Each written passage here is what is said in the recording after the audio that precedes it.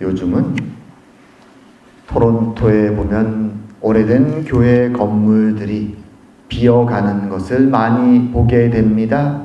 혹은 사람이 있어도 머리가 하얀 나이 드신 분들만 있는 교회들을 많이 봅니다. 젊은이가 교회에 없습니다. 이것은 지금 어떤 면에서는 전 세계적인 하나의 추세라고도 할 수 있습니다. 젊은 사람들이 교회를 가지 않습니다. 특별히 한국에서는 이 현상이 더 심합니다. 교회에 젊은이가 없고 신학교에 신학생이 없습니다. 특별히 얼마 전에 나온 통계를 보게 되면 전 세계적으로 그런 질문을 사람들에게 공통 질문을 던집니다. 하나님의 존재 혹은 신의 존재를 믿습니까? 그럴 때 전 세계 사람들 중에 그래도 80% 정도는, 대부분은 나는 신의 존재를 믿습니다 라고 대답합니다. 근데 한국에 가서 똑같은 질문을 던졌습니다. 신의 존재를 믿으십니까? 그러자 40%도 안 되는 사람들만이 신의 존재를 믿는다라고 말하고 60%가 넘는 사람들은 저는 신의 존재를 믿지 않습니다 라고 대답합니다. 그리고 그 비중은 20대, 30대에 가면 더 심해집니다. 한때는 전 세상이 종교성이 굉장히 짙었던 시대가 있습니다. 하나님을 믿지 않더라도 어떤 식으로든 신의 존재를 믿고 살았던 시대가 있습니다. 하지만 지금은 특별히 젊은 사람들은 신의 존재를 믿지 않습니다. 그런데 최근 들어서 조금 특이한 현상이 발생합니다. 한국에 보통 종교 통계를 낼 때 다수 종교, 그러면 주류 종교, 그러면 보통 3개를 꼽습니다. 기독교, 천주교, 불교 이렇게 3개를 꼽죠. 천주교와 우리 기독교는 사실 거의 비슷하지만 한국에서는 이름도 다르고 여러 가지 명칭이 달라서 완전히 다른 종교로 취급합니다.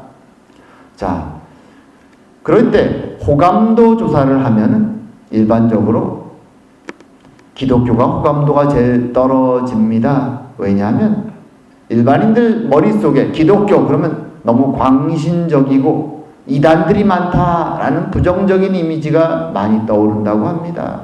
호감도에서 제일 높게 나온 것은 불교였습니다. 왜 그런가 물으니까 불교는 평화로운 종교고 강요하지 않고 그래서 호감이 간다라는 이야기들을 했다고 합니다. 그리고 최근 들어서 이것은 더 두드러지게 나타납니다. 불교에서 행사를 하면 거기에 젊은 사람들이 많이 갑니다. 그런데 흥미로운 것은 왜 여기 왔습니까? 당신은 불교를 믿습니까? 물으면 그렇지는 않습니다. 도리어 반 이상 거기 온 사람들 대부분은 무신론자들이고 하지만 자신의 마음속에 있는 불안감, 걱정과 통제되지 않는 이 스트레스한 그런 감정들 때문에 불교 사찰에 와서 행사에 참여하고 그리고 불교 경전을 읽으면 마음이 평안해지기 때문에 여기 옵니다 라고 대답했다고 합니다. 말하자면 이런 것이죠. 종교에 열심히 무엇인가를 믿을 생각은 없지만 자신들 마음속에 있는 불안과 걱정과 두려움 때문에 종교적인 강요가 제일 적은 불교를 찾아온다라는 것입니다. 가끔 말이죠.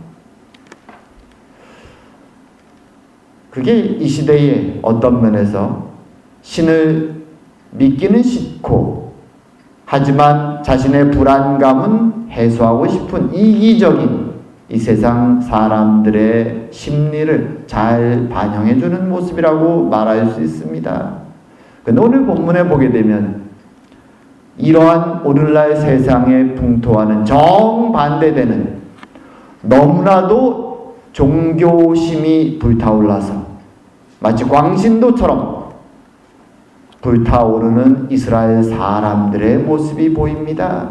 하지만 곰곰이 잘 들여다보면 이 시대에 무관심한 사람들의 마음속에 있는 이기적인 생각과 동일하게 이 열정과 광신도로 불타는 이 유대인들의 마음에도 이기적인 마음이 불타고 있는 것을 보게 됩니다.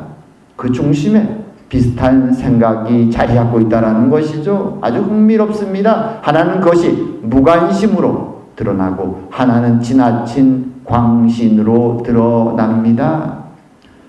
그리고 오늘 본문에서 더 흥미로운 것은 그렇게 자신을 죽이려고 덤벼들고 때리고 했던 유대인들의 앞에서 분노하는 것이 아니라 도리어 그들을 안타까움으로 쳐다보며 그들에게 복음을 외치고 있는 사도 바울의 모습이 드러납니다. 오늘은 이 사도 바울의 모습을 보면서 우리 앞에 있는 대중이 무관심한 사람이든 아니면 광신도이든 이러한 세상을 어떻게 우리가 고민하며 살아가야 될까?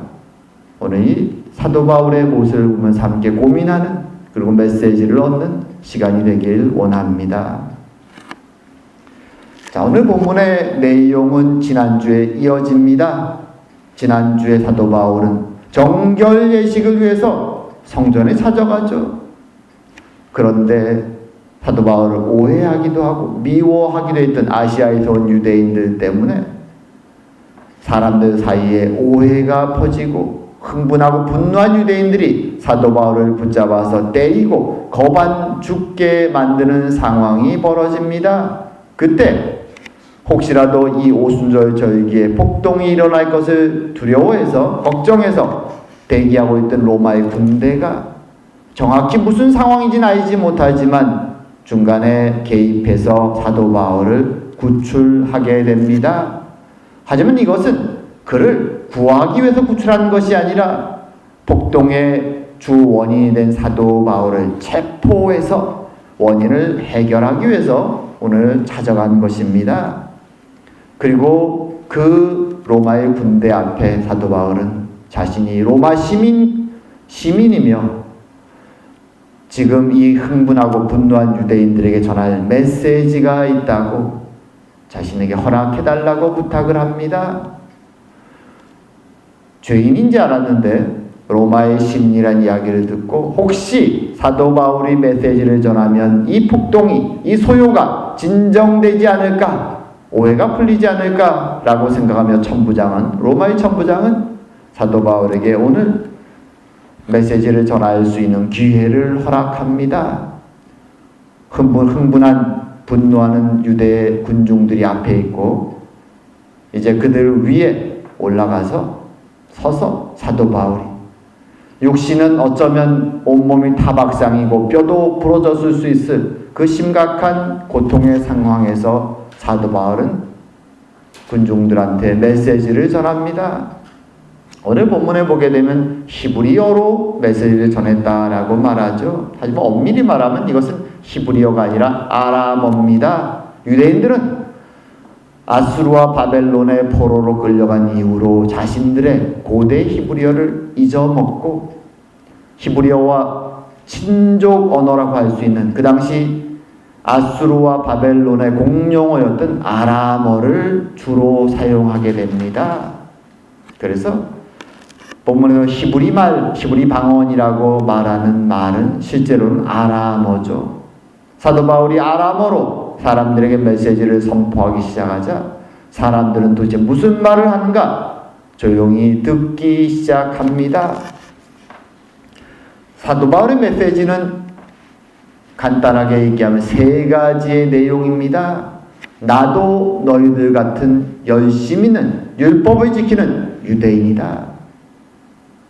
특별히 나는 바리새인이었다. 너희들처럼 기독교인들을 박해했던 사람이다. 라고 말합니다. 그리고 두 번째는 하지만 나는 내가 박해했던 예수가 그리스도라는 기적 같은 체험을 하게 된다. 그리고 세 번째로 그 하나님이 나를 이방인의 사도로 세우셨다. 내가 한 이방인의 선교 사역은 하나님이 직접 주신 사명이었다라는 짧은 메시지를 선포하다가 분노한 이스라엘 사람들, 이방인이란 단어에 분노한 유대인들 때문에 메시지를 더 이상 전하지 못하게 됩니다. 이 장면을 보다 보면 몇 가지 마음속에 떠오르는 생각이 있습니다. 첫 번째 생각은 무엇인가 하면 조금 전까지 자신을 죽이려고 했던 사람들 앞에서 왜 사도 바울은 아픈 몸을 이끌고 굳이 복음을 선포하는가 하는 것입니다. 여러분은 어떨까요? 누군가가 분노해서 나를 때리고 나를 죽이려고 하는 상황에서 간신히 탈출했다면 어떤 마음이 들까요? 그들에게 다시 찾아가기보다는 분노하고 화가 나서 다시는 그들 앞에 서고 싶지 않고 도리어 그들을 저주하고 싶지 않을까요? 그게 우리의 마음이죠. 일반적인. 근데 오늘 사도 바울은 이상하게도 그 아픈 몸을 이끌고 로마의 천부장의 허락을 얻어서 다시 그들 앞에 섭니다. 무슨 생각일까요? 이것은 지금 그들의 모습 속에서 과거의 자신의 모습을 발견한 것입니다. 사실 오늘 본문에도 드러나지만 과거 거의 30년 전쯤에 스데반이 죽는 그 자리에 사도 바울은 있었습니다. 지금 자신 앞에 서서 자신을 때리고 죽이려고 했던 사람들처럼 스데반을 죽이는 것을 마땅하게 생각하고 당연하게 생각하고 그 옆에 서 있었습니다. 그것이 청년 바울, 아니 그때는 사울이었죠. 이름이 청년 사울의 모습이었습니다.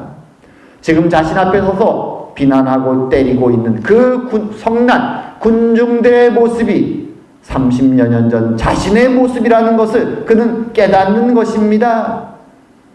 그리고 자신이 죽어 마땅하다고 생각해서 결국 그 자리에서 순교한 스데반의 자리에 자신이 서 있는 것을 보게 되죠. 그러니까 이 마음이, 그들을 향한 사도 바울의 마음이 안타까운 것입니다. 나도 저 자리에 있었는데 자신도 하나님에 대한 율법의 열심으로 그리스도인 스데반을 마땅히 죽이고 많은 그리스도인들을 감옥에 가두고 때리고 그것이 하나님을 위한 일이라고 생각했다가 그는 예수님을 만납니다. 부활하신 예수님. 다메섹 도상으로 그리스도인들을 잡으러 가다가 그가 한 체험이죠. 어떤 체험입니까? 갑자기 빛이 비치고 앞이 보이지 않고 음성이 들립니다. 그때 그 음성이, 신의 음성이 그에게 그렇게 말하죠. 사울아 사울아 내가 왜 나를 박해하느냐. 사울이 묻습니다. 주님 누구시니까? 그때 주님이 말하죠. 나는 내가 박해하는 나사렛 예수라. 이것이 얼마나 충격이었을까요?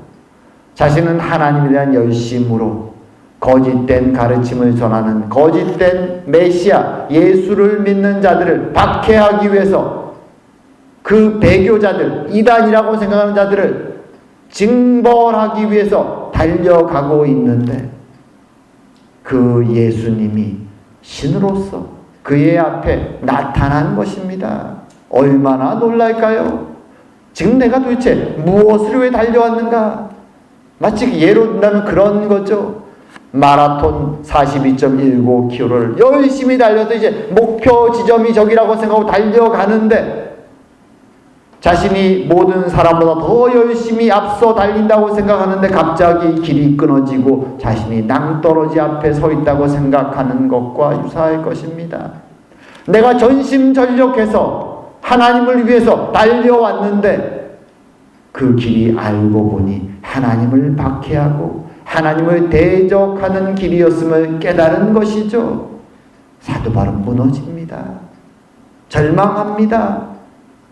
그리고 하나님의 은혜로 다시 회심하고 세례받고 새로운 사명의 길에 들어선 것이죠.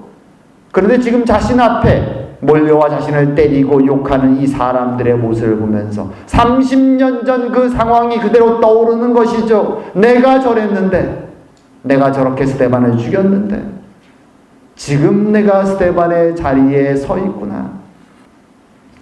그 옛날 30년 전 스데반이 죽으면서 뭐라고 말했습니까? 주 예수여 내 영혼을 받으시옵소서. 주여 이 죄를 그들에게 돌리지 마옵소서. 스데반이 그렇게 말했습니다. 죽어가면서 주여 이 죄를 그들에게 돌리지 마옵소서. 어찌 보면 이 스데반의 기도의 응답으로 스데반을 죽이는 데 동참했던 사도 바울이 하나님의 용서함을 받고 지금 스데반의 자리에 서 있는 것입니다. 그리고 자신들이 하고 있는 것이 하나님을 박해하고 하나님을 대적하는지를 깨닫지 못하고 많은 사람들이 지금 과거의 바울의 자리에 서서 돌을 던지고 때리고 사도 바울을 죽이려고 하고 있는 것이죠. 그것을 깨닫자 사도 바울의 마음이 안타까운 것입니다. 과거의 나의 죄의 자리에 이들이 서 있구나. 자신들은 열심히 일하고 하나님을 위한다고 서 있는 이 자리가 결국은 죄의 자리고 하나님을 대적하는 자리고 멸망의 자리임을 너무나 잘 알기에 마음이 아픈 것입니다. 그리고 그들에게 지금 복음을 선포하는 것입니다. 왜 이 사람들은 하나님을 믿는다고 말하면서 이렇게 죄인의 자리에 하나님을 대적하는 자리에 서 있게 된 것일까요? 벌써 몇 주에 걸쳐서 우리가 나누었지만 이것은 그들의 착각이죠. 어떤 면에서 이것은 우리는 하나님의 선택받은 백성이요, 우리가 믿고 있는 바를 떠나거나 대적한 자가 있다면 그들은 모두 다 하나님의 심판을 받아 마땅한, 우리가 폭력을 가해도 아무 문제가 없는 자라는 이기적인 생각에서 나온 것입니다. 우리들만이 옳고 우리들만이 하나님 축복받은 백성이요 우리들만이 구원받을 백성이라는 착각과 이기심과 그 확신이 그들을 잘못된 길로 인도해 가는 것입니다. 과거에 사도 바울도 그러했습니다. 하지만 그들이 착각하는 것이 무엇입니까? 신앙이라는 것은 나의 열심과 나의 확신으로 달려가는 것이 아니라 하나님의 진리를 향해서 하나님이 무엇을 생각하신가를 붙잡고 달려가는 것입니다. 나의 열심으로가 아니라 하나님의 은혜로 달려가는 길입니다. 하나님이 그들의 조상 아브라함을 왜 부르셨습니까? 하나님은 창세기 12장에서 분명하게 말씀합니다. 내가 너의 이름을 크게 하며 너를 통하여 세계 만민에게 복을 주기 원한다. 하나님은 분명하게 말씀하셨습니다. 하나님의 진리의 목적은, 이스라엘 백성의 선택의 목적은 사랑이었습니다. 타락한 백성들을 하나님의 진리와 사랑으로 불러오는 것이고, 그리고 더 나아가서 그들의 이웃에게 참된 사랑을 실천하는 것입니다. 하지만 이스라엘 백성들은 오랜 세월 동안 나에게만 하나님의 축복이 임하기를 하나님을 향한 열심을 내지만 이웃에 대한 사랑은 잊어먹고 살았습니다. 그리고 이웃에 대한 범위를 아주 좁게 쳤죠. 내 친족, 내 가족, 나와 같은 레벨의 바리새인, 나와 같은 레벨의 귀족, 나와 같은 레벨의 돈 많은 자들만 나의 이웃이라고 그들은 생각합니다. 심지어 같은 유대인이라도 비천하게 살아가는 자들은 무시합니다. 하지만 주님의 사랑의 진리는 어디에서 드러납니까? 바로 그리스도의 십자가에서 드러납니다. 가장 비천한 자들을 위해 찾아오셨고, 죄 가운데 살아가는 세계의 모든 열방을 위해서, 하나님의 백성을 위해서 주님은 십자가에 친히 내려와 죽으셨습니다. 사도 바울은 그 부활하신 주님, 십자가에 죽으시고 부활하신 주님을 만나고 깨닫게 된 것이죠. 내가 헛된 길을, 잘못된 길을, 멸망의 길을 지금 걸어왔구나. 그런데 그 진리를, 십자가의 사랑을 깨닫지 못하고 이기적으로 자신의 열심 속에 빠져 지금 자신을 죽이려고 하는 과거의 자신의 모습을 자신 앞에 있는 유대인들에게 깨닫자 마음이 아픈 것입니다. 그들을 미워할 수도 없고 그들을 버릴 수도 없습니다. 그래서 그 앞에서 지금 이 메시지를, 육신은 지금 뼈가 쑤시고 아프고 피가 흐르지만 외치는 것이죠. 그들을 향하여서 나도 너희들의 자리에 있었다. 하지만 그것은 잘못된 선택이었다. 잘못된 확신이었다. 잘못된 배타심이요 이기심이었음을, 그리고 멸망의 길이었음을 사도 바울은 외치기 원하는 것입니다. 오늘날에도 이 세상에는 많은 사람들이 이기심으로 광신도처럼 살아가는 사람들도 있습니다. 나만의 축복을 기대하면서, 또 어떤 사람들은 이기심으로 신의 간섭을 피해서 자신만을 위해서 무관심하게 살아가는, 그럼에도 불구하고 필요한 때는 위로받기 원해서 사찰을 찾아가는 그런 불쌍한 영혼들이 많이 있습니다. 우리는 이것을 보면서 깨달아야 되는 것이죠. 참된 진리가 어디에 있는가? 그것은 바로 그리스도의 십자가에 있음을, 거기에 하나님의 사랑이 있음을 우리는 마음속에 간직하고 그 진리를 붙잡고 살아가는 것이 필요합니다. 그리고 두 번째로 오늘 본문에서 이 사도 바울이 메시지를 전할 때 첫 번째로는 자신의 자리에 서 있는 사람들을 향한 인간적인 자신의 마음의 안타까움이 있다면, 두 번째로는 그들을 바라보는, 과거의 자신을 바라보았고 그리고 지금 그들을 바라보는 하나님의 마음이 이 사도 바울의 메시지 속에 있습니다. 사도 바울은 알죠.